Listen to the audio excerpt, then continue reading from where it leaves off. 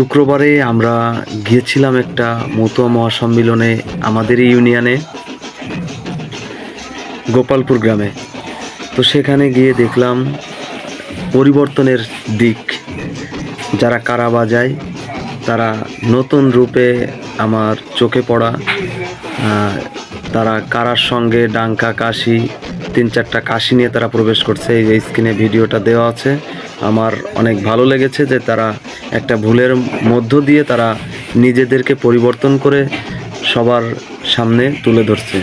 হরিবল এদের আশীর্বাদ করবেন আর পরিবর্তনের সুযোগ দিবেন, আর পরিবর্তন করার জন্য আপনারা এগিয়ে আসবেন। জয় হরিবল।